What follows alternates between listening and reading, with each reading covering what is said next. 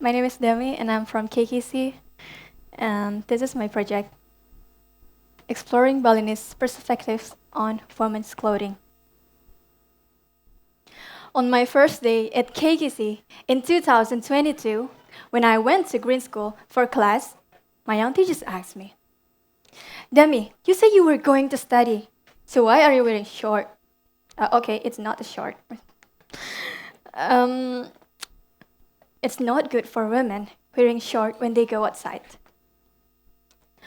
After she said that, I went back to my room and changed my short because I know she was about to use her ultimate weapon. And yep, she did. That weapon was the classic, I'm older than you.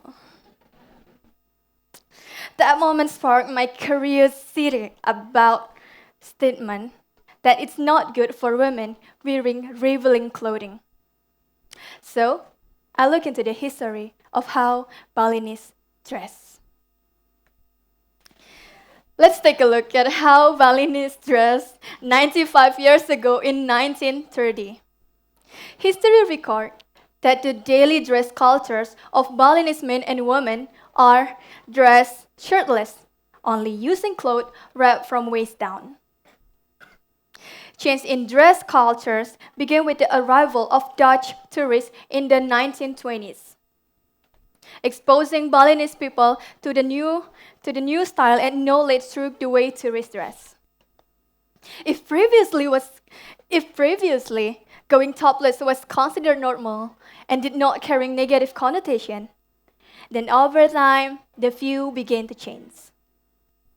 Behind that, there is also a new challenge for women in maintaining a sense of security.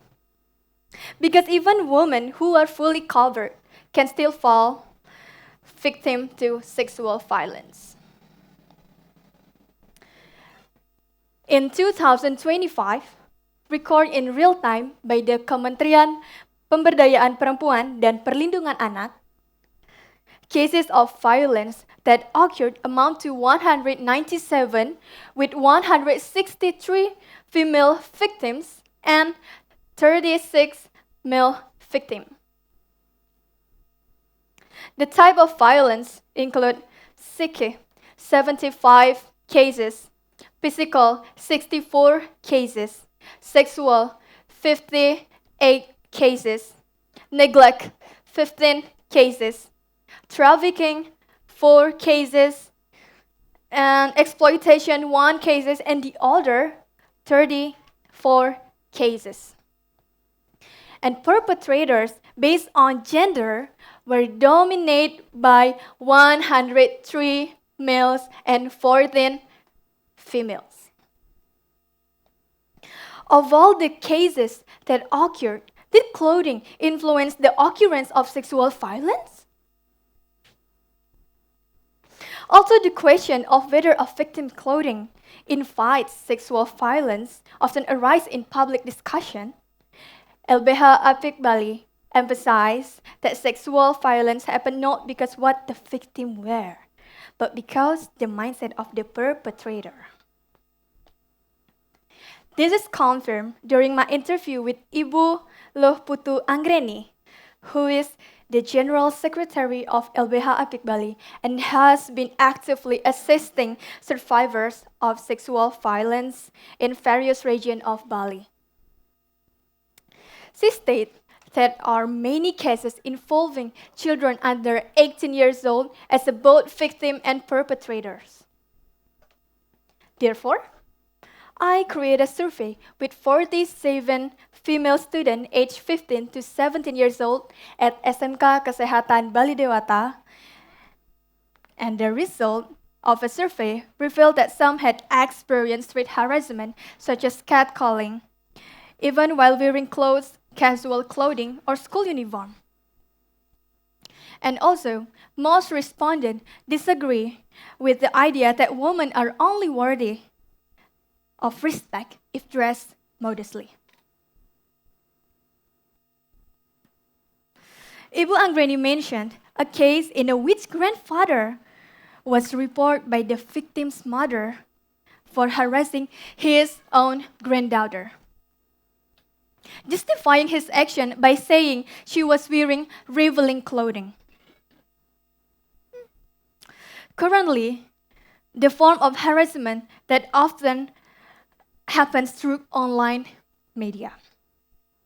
One of the cases that is currently being discussed is a case where a student from Udayana University became a perpetrator of sexual harassment because he took screenshots from the victim's Instagram account without permission and then edit them into vulgar photos to naked using artificial intelligence or AI, or we call that deepfake.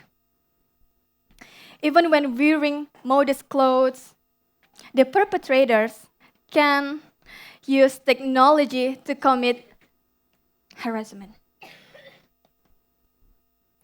Ibu Anggreni's solution to overcoming the stigma that exists in society is to change people's way of thinking. That the clothes you are wearing does not cause sexual violence. And I know it's hard to change people's way of thinking. Penyitas Kekerasan Seksual exhibition, organized by the Women March in 2019, is one of few actions that people take fight into the stigma in the society. The exhibition aims to educate the public and challenge the stereotype that victims' clothing is the cause of sexual violence. By showing the clothes worn by survivors when they were assaulted, such as a number as outfit that look as ordinary as they are drowned. Inspired by this, I created a workshop for the students of SMK Kesehatan Bali Dewata to raise awareness about sexual harassment. The session covered topics such as what is consent, what is healthy boundaries, type of abuse that are often considered as a joke, and victim blaming. And in the end, I invite the student to make college painting. And this is the artwork they made.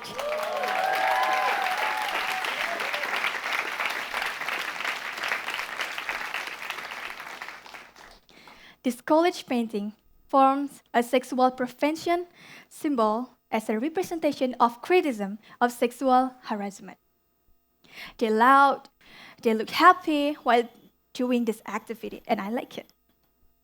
With this painting activity, I'm hoping that the students who join feel like they also collaborate with me and the other when it comes to spreading awareness about sexual harassment and dare to fight these acts of harassment. Sorry. This project has been a meaningful journey for me. I had 3 months to work on this project and come to Greenstone once a week for mentoring. I know my project isn't something big or extraordinary, but I believe this small step can slowly help shift the stigma around how women dress.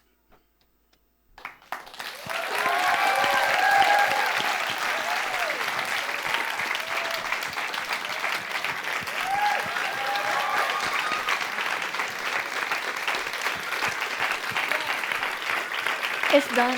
It's not done yet. Sorry. Okay. Thank you so much. Before I leave, I want to say thank you to Green School, Ibu Leslie, Ibu Kate, and Pak Benjamin for this great opportunity. So I can present my project here. Thank you to Ibu Indah, who mentored me through every step. I love you so much.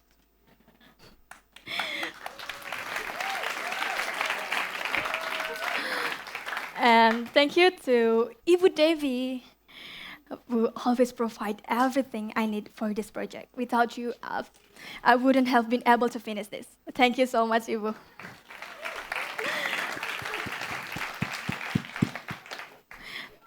And thank you so much to the IHUB team, Ibu Mega, Ibu Andina, and Kak Dita, for always sharing your creative ideas.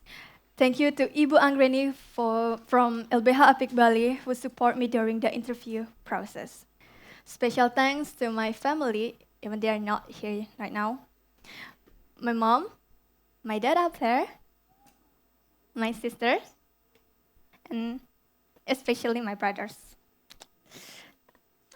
who end up being my unpaid assistant throughout this project. Thank you to all my KKC friends, Ria and Raisa, and Dante, and Stephen, who were, who were always open to discuss and brainstorm with me. And thank you to everyone who listened my presentation today. I really appreciate that, and thank you so much.